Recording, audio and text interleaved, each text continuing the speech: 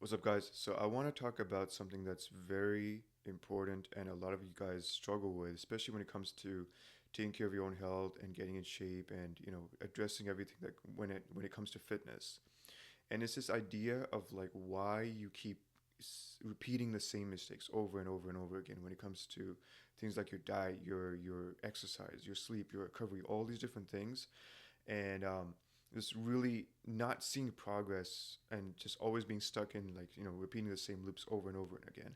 And the reason that you so let's address something from the get-go.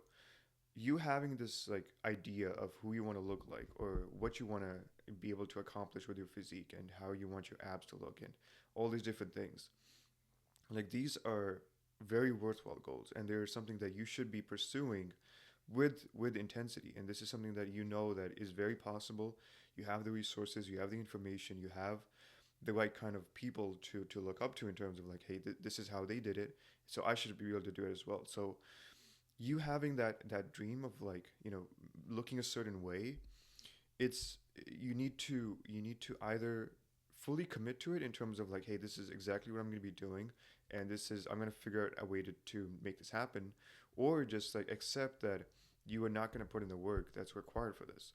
So let's just address that. Let's just start from the very get from the foundation in terms of like you do want this, and it's okay to admit that. It's not vain. It's not like superficial to be like, oh, I want to have like a certain physique and I want my body to look a certain way, because you would not believe like how many people they get stuck just on this point. They're like, I don't want to admit to myself or to others that I want to look like a certain way, because all the ramifications in terms of like people saying like weird stuff, and you not having the supportive of people in terms of like them making fun of you like, hey, why are you going to the gym, like that's only for bodybuilders who don't have like who have a double digit IQ, like all these different things that come with it. You need to accept that that's just who you are, and that's just what you're going to be doing from this point onwards. So having said that, having addressed this point of like you actually wanting this, why do you keep staying stuck in repeating the same behaviors which are not serving you, um, and keeping you in this place of where you want to launch and you want to see progress, but you're just not making it happen? The biggest reason that I used to fail with this, and my clients have struggled with this, and just people in general, they struggle with this whole process, is because they do not make it sustainable. And they not only that, but they equate intensity with more results or faster results. So like, to give you an example, someone wants to lose 30 pounds. If they don't have the right mindset around this, and they have not gone down the sustainable route, they'll look at their where they are, they won't like how they look and everything, and they'll say, okay, the fastest way, or like the best way to go about this is has to be the fastest way, and the fastest way has to mean I have to jog for like 5 miles every single day. On the surface, it might seem like, okay, this is exactly what you should be doing because you're in such a painful situation and you want to get out of it really quickly. So obviously, more intensity should mean more results, right? But how long are you able to keep that up? Like, say you started that. Say you committed to running 5 miles every single day at like a moderate pace of like 5-6 miles per hour. Could you keep that up for the long haul? Could you keep that up for 3 months, 6 months, a whole year? Could you keep that up? The honest answer is no one, especially if you're a beginner. You can't keep up this crazy level of intensity when it comes to your exercise. Now let's look at nutrition. You might take the same approach when it comes to your nutrition, and you're like, okay, I want to lose 30 pounds in whatever, a month. So let me drop my calories to like 1,200 calories, and I'm gonna cut out carbs. I'm gonna cut out sugar. I'm gonna not have any cheat meals at all, and I'm just gonna have 1,200 calories. And you just set that arbitrary number, regardless of like what your body actually needs to be in a deficit. But you're just like 1,200 sounds good, and you keep it up for like 4 days, and then by the end of the fourth day, you're just like, I feel miserable. I have no energy. I had to skip my workout today because I had absolutely no fuel for my workouts. And you just end up binge eating, and you just like consume like 6,000 calories in one sitting because it was not sustainable. It was too much. And it's not even too much in the sense of like, oh, you could build up to this at a certain point. It's just too much, period. Like anyone who's not trying to cut down to like sub 8% body fat or something, like they don't need to be doing this. To be very honest with you, and if you were to be very honest with yourself, you just want to get to a position where you like you love how you look without your shirt on, and you have good muscle definition, and you're able to see your abs, and you're able to have like a baseline level of strength where you're able to like if you had to lift something you would feel confident doing that, and you're able to your cardiovascular ability is on point, and you're able to run like a couple of miles and just like do basic stuff and be able to live like a very healthy and balanced life. That's really what you're looking for. You're not looking to be a bodybuilder who spends 3 hours in the gym like 6 days a week. That's not what you're trying to do, if we're being very honest. So like set the right expectation. You cannot force your body to take on something that will ultimately sabotage your health, because it just sounds so paradoxical when you think about it. You're with taking this intense and extreme approach, you're ultimately sabotaging the very thing you're trying to improve. Like that's the irony of this. You cutting down to 1200 calories, you saying you're gonna be in the gym like 8 times a week, and you're gonna do like 2 hour long workouts, and you're gonna do a bro split, and you've never lifted before in your life, and you're going to run like 5 miles a day, and you're only going to sleep like 6 hours a night because like you need more time in the day to get your health on point. You, all of these things are sabotaging the very thing that you're trying to improve.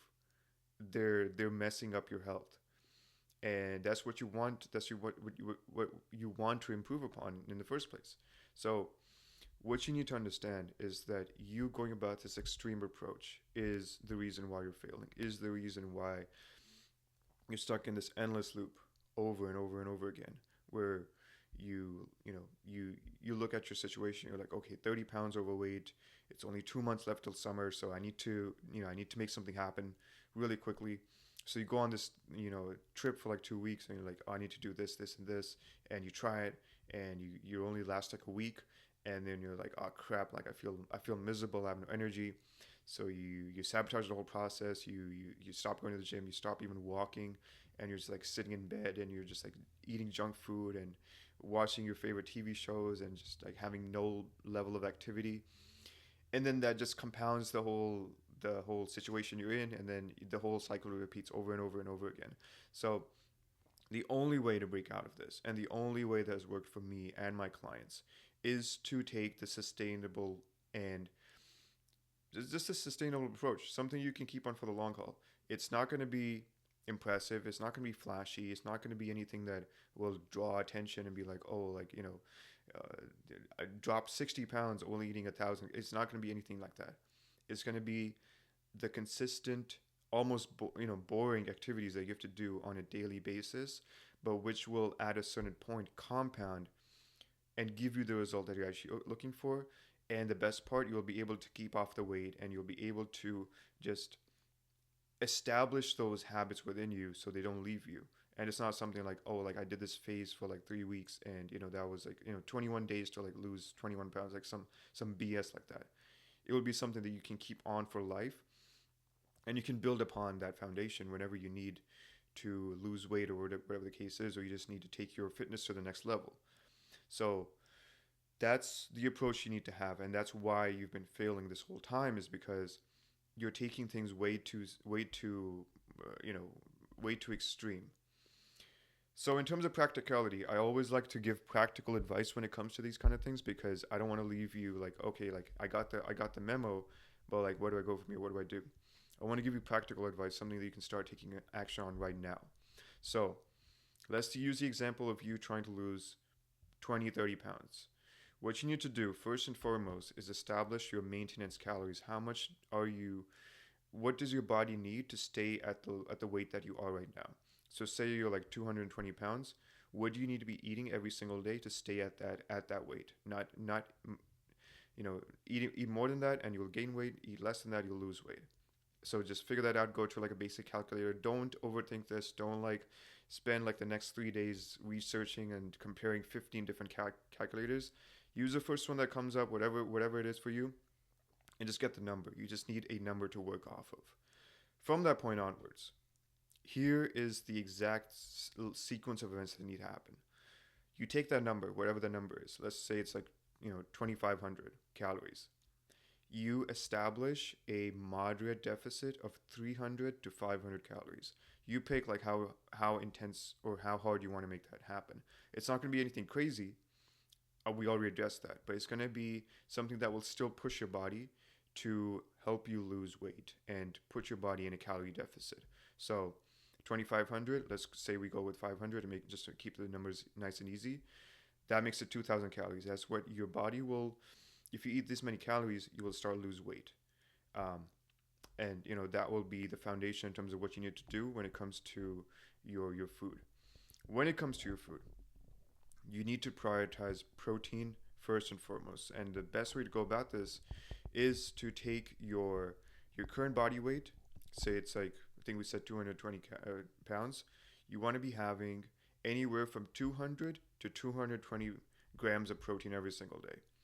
The reason is this is so important is because when we tie in the training part of this and we actually get you in the gym and you're lifting anywhere from 3 to 4 times a week, nothing crazy at all, you will need enough protein in your body to be able to not only keep on the muscle that you might have, but actually build muscle as you're going about this process. Because as you go about this process correctly and sustainably, you should not only see your weight drop, but you should also build muscle.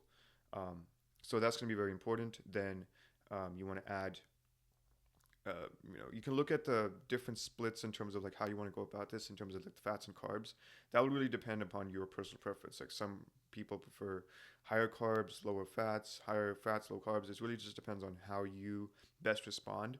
So take like the next 2 weeks to really experiment with like different foods, but still making sure that as you're going about this process, you're still hitting that 2,000 calories that we talked about for this example.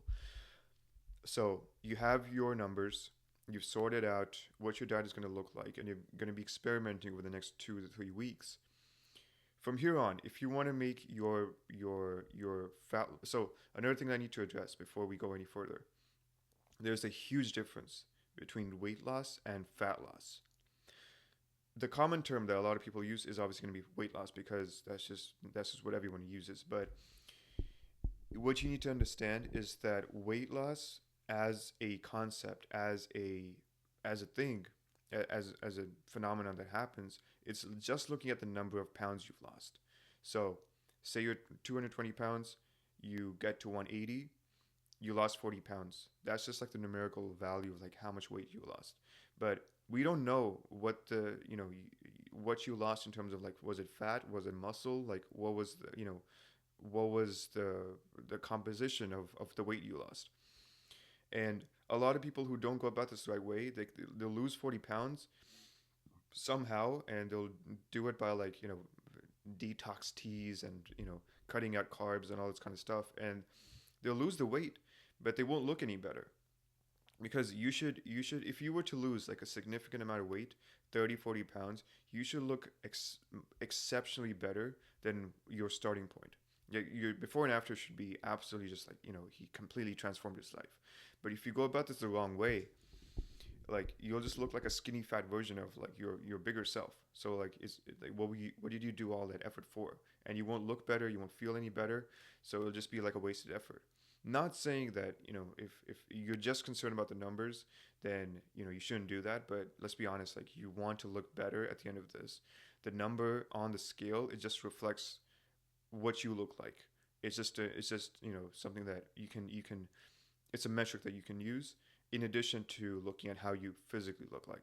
So let's get that out of the way. Fat loss, as a name suggests, is just like how much fat you lost. So keep those two things in mind.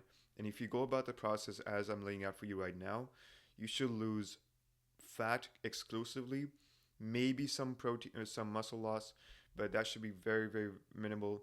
Um, if best case scenario and the most common scenario is that you actually preserve muscle and possibly even build muscle.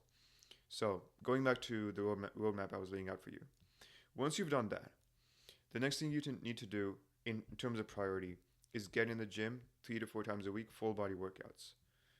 This is going to be where you're hitting every single muscle group, almost every single muscle group every time you go in, just because it's the most efficient, and you don't need to worry about like if you did like a 6 day bro split and you missed like shoulders like for some reason, like you'd have to wait like a whole 7 days before you hit shoulders again. Like it's just not optimal, and you're just like the amount of sets that need to be done just for shoulders. Like there's no need to be doing 6 different exercises for shoulders. Like if you did just two, max three, you would get the stimulus that you would need to be able to build muscle. So just follow a full body workout split. Doesn't need to be anything crazy. Just go online or reach out to me if you need something that that in terms of like an actual routine that you can work on. Just follow that, and make sure that you're doing a good form, and you're adding weights and all this kind of stuff every single week. That's just this is like training programming 101. Like you can just make sure that you're hitting the workouts. That's what I'm trying to emphasize. The last thing, and this is probably going to be the most important, but also the most underrated thing that you can do, is walk.